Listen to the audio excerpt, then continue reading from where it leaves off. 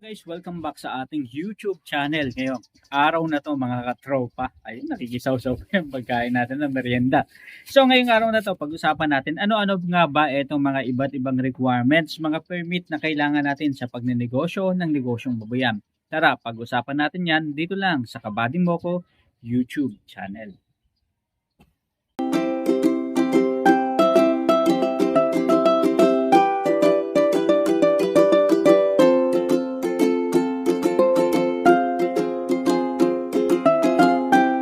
Okay, napakaraming factor na dapat natin pag-usapan pagdating sa permit sa negosyo ng pagbabayan. Dahil hindi biro ang pagnenegosyo ng negosyong babuyan, may kaakibat itong implication sa environment. Kaya naman, importante na magkaroon tayo ng permit. Ibig sabihin, hindi lang business permit ang kailangan natin kunin, limang bagay. Limang permit na dapat mayroon tayo sa ating negosyong babuyan para at least magtuloy-tuloy ito at hindi tayo biglang mapasara na lang kaagad. At ito rin yung mga bagay na dapat nating isaalang-alang bago tayo pumasok sa pagnenegosyo ng katulad nito. Number one, mga katropa, is kailangan natin kumuha ng business permit sa barangay. Ito, medyo mababa lang yung price. Minsan, pinaka-maximum na siguro yung 300 pesos sa barangay. Bakit kailangan natin kumuha ng business permit sa barangay? Kailangan natin kumuha ng business permit sa barangay kasi yung barangay ang nakakaalam kung paano yung zoning ng barangay. Ibig sabihin, nakakapanghinayang kasi kung magtatayo tayo ng piggery business, magpapatayo tayo ng building, gagastusan natin ng 15,000, 20,000 o hanggang 30,000, depende kung limang baboy lang yung alaga natin. Pero kung maraming baboy yung alaga natin mga katropa, nako medyo mabigat-bigat yan ha. Dahil maaaring humantong at mapagastos pa tayo ng 200,000 sa building pa lang. Yan ay sa pag-aalaga ng 10 baboy hanggang 15 na heads na baboy. Ibig sabihin kung ganun karami yung baboy na aalagaan natin, sa malamang mapapagastos tayo ng ganong amount. Ito, bakit kailangan natin kumuha ng business permit? Kasi nga, sayang yung gagastosin natin, di ba? Alam nga naman, gumastos tayo ng daan-daang libo o libo-libo, tapos biglang ipapasara yung baboyan natin. Di ba nakakapanghinayang yun? Kaya naman, bilang isang hog raiser at magsisimula sa negosyo ng pagbabayan, dapat isaalang-alang natin yung pagkuha talaga ng barangay permit. Lalong-lalo na kung hindi tayo masyadong close dun sa mga nakaupo. Wala naman akong pinariringgan o wala akong sinasabihan, pero ito yung normal na nangyayari na minsan kapag kaaway mo si kapitan, kapag kaaway mo si ganito, isang malamang at masalamang mapapasara ka at mapag-iinitan ka. Kaya importante, maganda kung ang permit na kinuha natin is naaayon dun sa zoning ng barangay. Ibig sabihin, kung ito ay commercial, industrial, kung ito ay pwede pa ang mga agriculture, so siguraduhin ninyo na yung pagtatayuan ninyo ay hindi epektado ng mga ito. At siguradong pwede nga magtayo doon. At pinaka-importante, dapat maging tayo na mismo bilang may-ari ng babuyan, maging considerate tayo doon sa kalikasan, sa pag-iingat, pangangalaga ng kalikasan. Ikalawang permit naman na kailangan nating kunin mga katropa is yung DTI o BRN, Business Registration Number o Business Registration Permit naman sa DTI. Ito mga katropa, maaaring tumagal ito ng 5 taon, depende sa kung anong klaseng permit yung kukunin ninyo. Merong barangay permit, meron namang munisipyo lang, merong regional at meron ding national. So depende sa kung gaano kalawak ang sakop nitong babuyan ninyo. Pero kung simpleng babuyan lang naman, barangay permit, okay na. Ano ba ang kahalagahan nito? At least nakaregister kayo bilang isang negosyante. At syempre, para makakuha kayo ng mga iba't ibang permit na kailangan, is kailangan nyo muna magsimula dito sa registration ng negosyo ninyo dito sa tinatawag na Department of Trade and Industry. Ibig sabihin, kasama na kayo sa master list na may negosyo dito sa Pilipinas. Ang DTI kasi mga katropa, magagamit nyo yan para sa pagkuha naman ng barangay permit at syempre pagkuha ng mga mayor's permit at ganoon na rin sa mga tax permit at kung ano-ano ba. Pero wag muna nating patunguhan yan, isa-isahin lang natin ha. So kukuha tayo ng DTI, then kukuha tayo ng barangay. Ngayon, puntahan natin yung ikatlong bagay na permit na dapat natin kunin naman kung magtatayo tayo at papasok sa negosyo ng pagbabayan. So eto na nga guys, ang ikatlong permit is yung tinatawag ng mayor's permit and sanitary permit. Comes along together na yan pero yung process syempre sa munisipyo.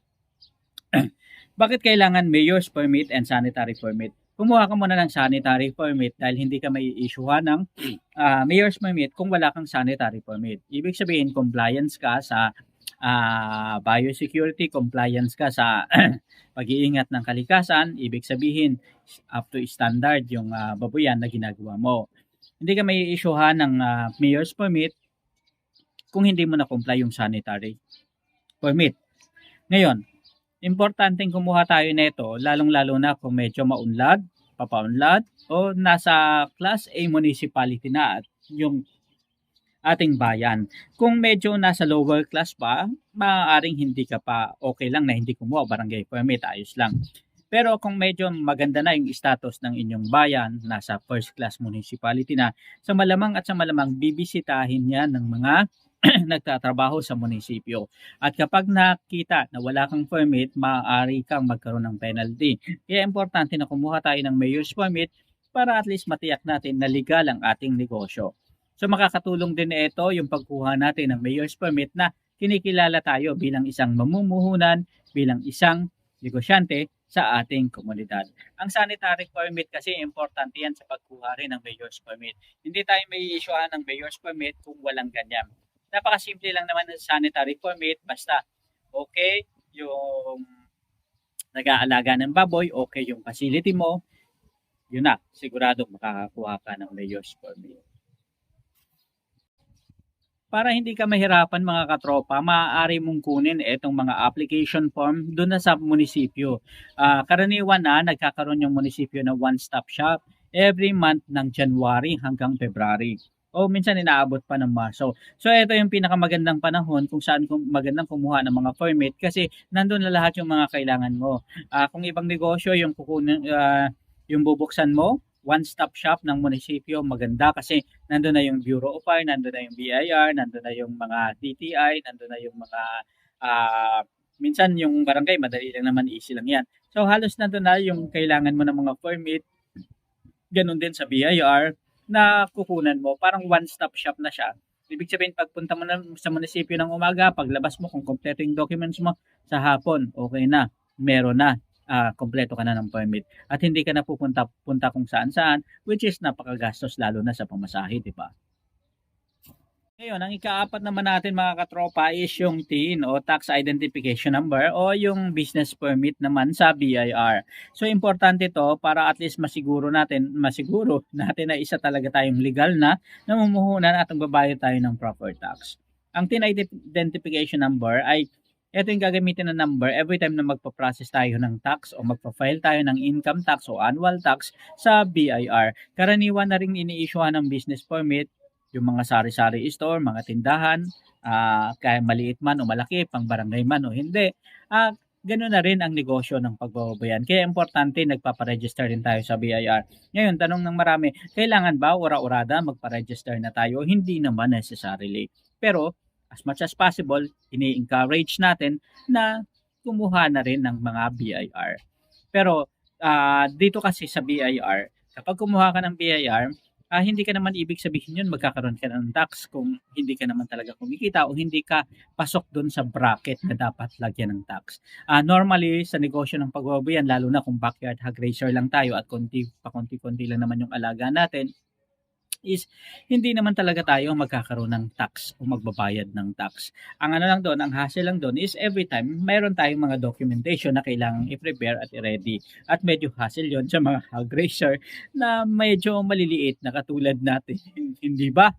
Pero ang kagandahan nito is at least natututo tayo sa mundo ng pagnenegosyo. Who knows, balang araw biglang lumaki ang iyong negosyo at pag dumating yung tamang panahon, at least ready ka na sa ganyang sistema. So, tax, kailangan na ba? Sa tingin ko kung medyo maliit pa, hindi pa naman siguro talaga ganon. Pero, ine-encourage natin na tulungan rin natin yung government natin para at least maging maganda yung proseso ng pagnenegosyo at syempre, maging registered na rin tayo bilang isang taxpayer. Ayan. So, puntahan naman natin yung ikalima mga katropa. Ngayon, puntahan naman natin yung ikalima, yung tinatawag na environmental compliance ng DENR. Ito guys, napakaganda nito kasi once na approve ka ng DENR, ibig sabihin, lalong-lalo na kung ang negosyo mo is papalaki na, yung galing ka sa backyard ng mga maliliit na baboy, konting baboy lang inaalagaan mo, naging medium ka, tapos gusto mo ng i-full blast, kailangan ito, yung meron kang DENR Environmental Compliance. Marami nang nakakasuhan sa DENR. Ang DENR kasi nga hindi sila nagko-comply. Yung mga dumi ng baboy nila tinatapon nila sa mga ilog, which is nakakaapekto sa kalikasan. Kung may environmental compliance ka, karaniwan ng requirement sa mga hog raiser is yung magkaroon ka ng sarili mong septic tank at medyo maganda yung drainage ng iyong baboyan. Yung sistema sa pagtapon ng mga basura, pagtapon ng mga dumi ng baboy, ibig sabihin hindi ka nakakaapekto, hindi ka nagtatapon kung saan-saan lang. Hindi ka nagtatapon sa mga kanal na diretso sa mga tubig tulad ng ilog, ng sapa, at dagat na rin. Kasi marami ring mga hog raiser na malapit sa dagat. So, ibig sabihin, once in-inspection yan ng DENR o ng Department of Agriculture, at least fully compliance ka. So, mga katropa, ito yung masishare ko sa inyo na 5 permit na dapat pag-isipan, tutukan, at alamin ng mga hog raiser. Lalong-lalo na dun sa mga beginners at gustong pumasok sa pagnenegosyo ng negosyong baboyan. So, recap lang tayo mga katropa. Ano-ano ba yun? DTI registration o yung BRN, Business Registration Number. Number 2 is barangay clearance o barangay certificate. Then number 3 is mayor's permit and sanitary permit. Number 4 is tax identification o yung BIR na tinatawag na kailangan natin sa BIR. And syempre yung number 5 is yung environmental compliance certificate na maaari nating makuha naman at i-issue ng DENR. Ito mga katropa, yung mga permits na dapat nating tutukan kung tayo ay magbababoy, hog raiser, at lalong-lalo na dun sa mga hog raiser na nasa medium scale na at papunta na dun sa mga large scale o yung tinatawag na commercial hog raiser. So mga katropa, maraming salamat sa pagsuporta, pagsubaybay sa atin ngayong araw na to. Isa na namang kwentuhan dito pa rin sa Kabady Mo Ko YouTube channel. Sama-sama tayong matutong magnegosyo at umasenso. Hanggang sa muli, maraming salamat. Paalam.